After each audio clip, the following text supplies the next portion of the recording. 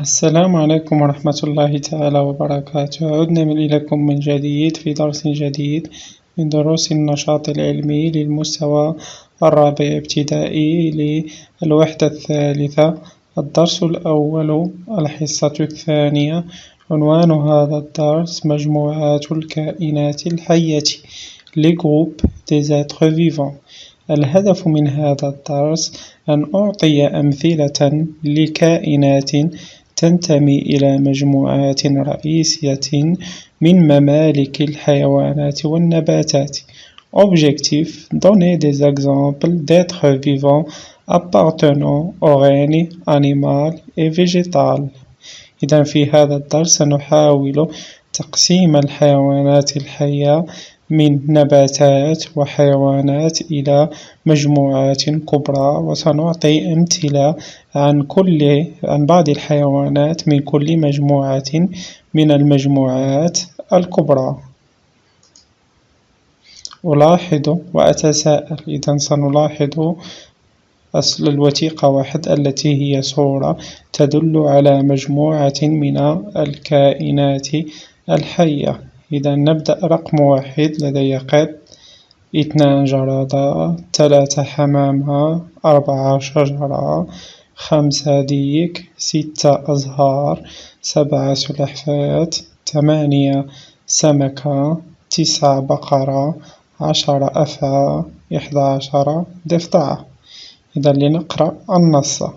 تابع جلول وتماضر عبر التلفزيون برنامجا ثقافيا حول البيئة ومكوناتها، وأثار اهتمامهما أن المتكلم في هذا البرنامج ذكر أن من بين الكائنات الحية للبيئة مملكة الحيوانات ومملكة النباتات، وأن مكونات كل مملكة منهما بالرغم من اسمها الجامع تنقسم إلى مجموعات، فرغب في معرفة هذه المجموعات.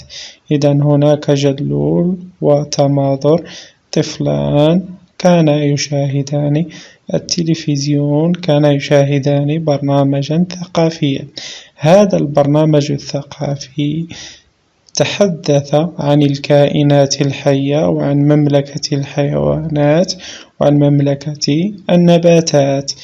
وقال هذا البرنامج أن مملكة الحيوانات والنباتات تنقسم إلى مجموعات. إذا هذان الطفلان جلول وتماضر رغبا في معرفة هذه المجموعات. إذا أسجل سؤالي وفرضياتي في دفتر التقصي. إذا التساؤل الذي يمكن أن أطرحه: ما هي المجموعات الرئيسية التي ينتمي إليها كل من النباتات والحيوانات؟ أفترض. ما هو الافتراض الذي يمكن أن أفترضه؟ تنقسم الحيوانات إلى عدة مجموعات، منها الحشرات، الطيور، والزواحف، بينما ربما تنقسم النباتات إلى عدة مجموعات وهي الأشجار والأزهار. إذا سنتحقق من هذه الفرضيات. لنتابع الدرس. إذا أفكر ثم أنجز، أستعين بالنص وبمكتسباتي لأنجز ما يلي. الرقم 1: أكمل الجدول بما يناسب. المجموعات الرئيسة لدي الثدييات، الزواحف، الأسماك، الطيور، البرمائيات. أسماء بعض عناصرها: إذا سأعطي بعض أسماء حيوانات الثدييات تنتمي إلى مجموعة الثدييات، ثم بعض الحيوانات التي تنتمي إلى الزواحف، ثم بعض الحيوانات التي تنتمي إلى مجموعة الأسماك، ثم بعض الحيوانات التي تنتمي إلى مجموعة الطيور، ثم بعض الحيوانات التي تنتمي إلى مجموعة البرمائيات.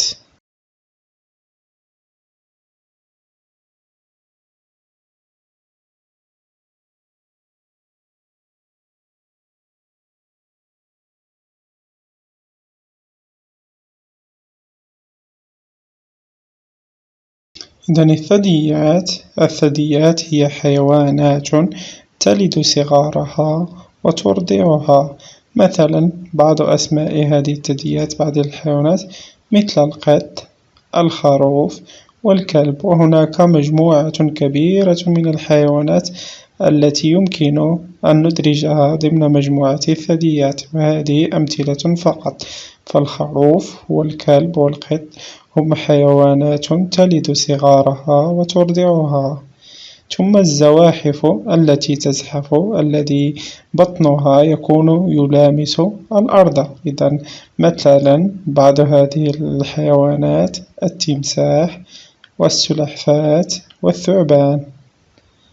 ثم الأسماك التي يكون جسمها مغطى بالحراشف غير ملتحمة ولديها الزعانف التي تمكنها من العوم والتنقل داخل الماء. مثلا القرش والسردين وسمكة التونة.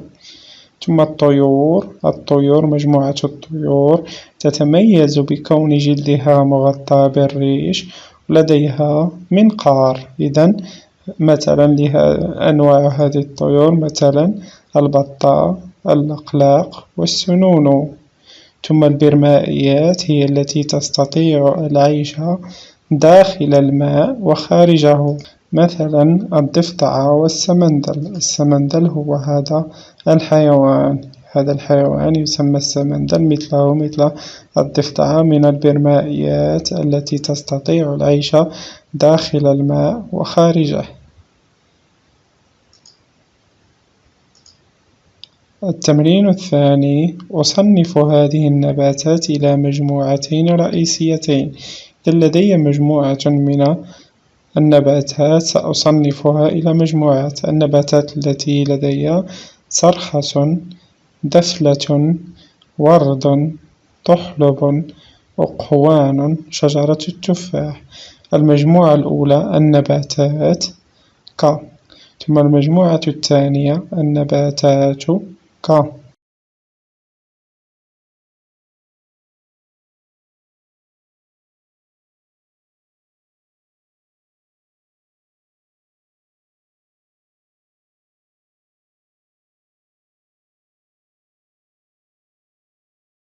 إذن من خلال ملاحظتنا هذه الصور النباتات نلاحظ أن بعض النباتات لديها أزهار وبعض النباتات ليس لديها أزهار. إذن سنصنفها على حسب وجود الأزهار أو عدم وجود الأزهار.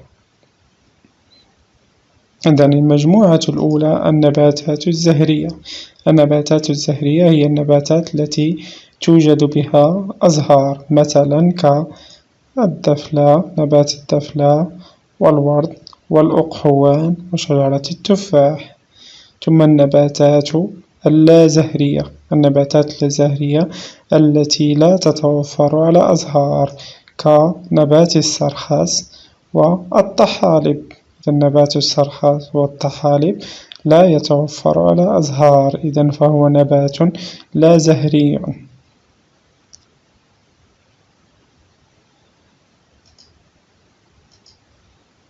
أستخلص أبني خلاصة لدرسي وأكمل النص. تصنف مملكة الحيوانات إلى مجموعات رئيسة عددها هي: أما مملكة النباتات فتنقسم إلى مجموعتين رئيستين هما: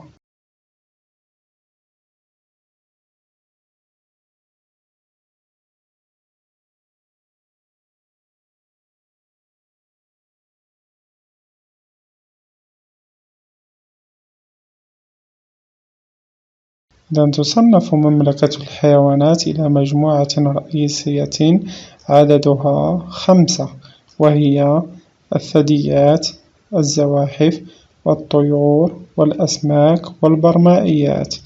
أما مملكة النباتات فتنقسم إلى مجموعتين رئيستين هما النباتات الزهرية والنباتات اللازهرية.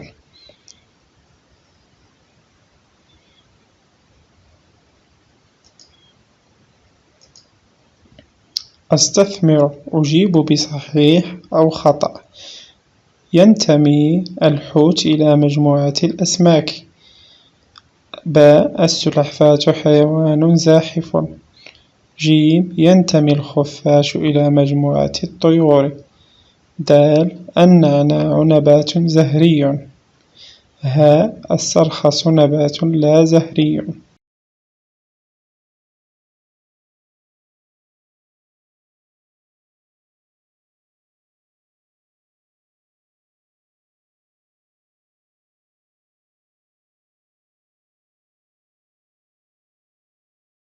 ألف ينتمي الحوت إلى مجموعة الأسماك. خطأ.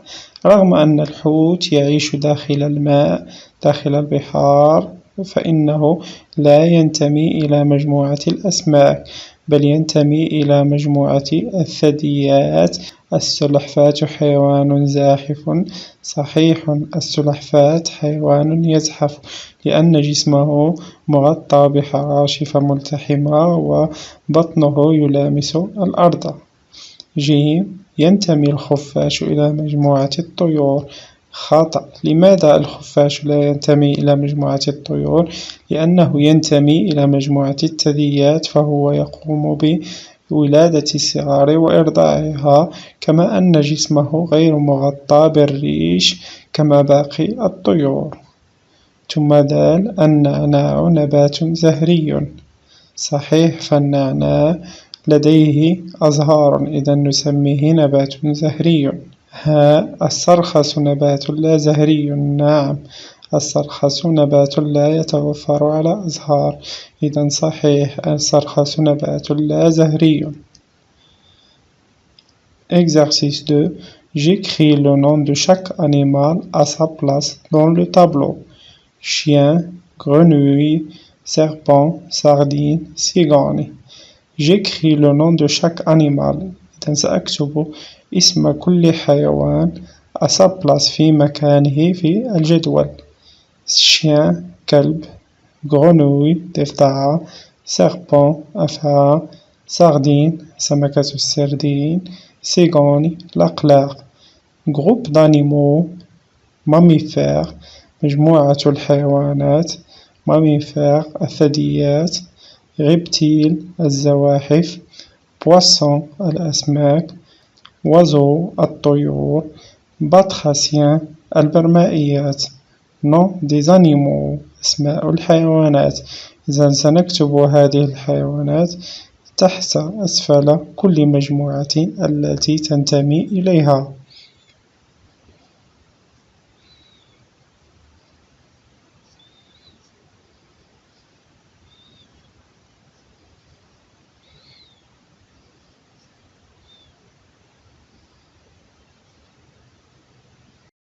Le chien est un mammifère. الكلب من الثدييات. Serpent est un reptile. serpent الأفعى من الزواحف. Sardine poisson. السردين من الأسماك. Cigogne des oiseaux. cigogne اللقلاق ينتمي إلى مجموعة الطيور. Grenouille batracien الضفدعة تنتمي إلى البرمائيات. معجمي الثدييات لماميفير. الثدييات لماميفير. البرمائيات لباتراسيان أو أمفيبيان. البرمائيات لباتراسيان أو أمفيبيان. الأسماك لبواسون. الأسماك لبواسون. الزواحف لريبتيل. الزواحف لريبتيل. الطيور les oiseaux. الطيور les oiseaux. نبات زهري plante à fleurs.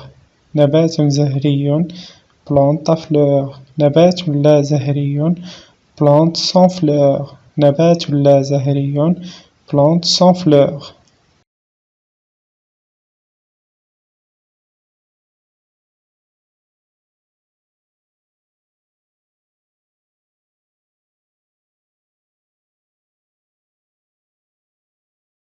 فضلا وليس أمرا ادعمونا بلايك للفيديو واشتراك بالقناة، فهذا يدعمنا كثيرا.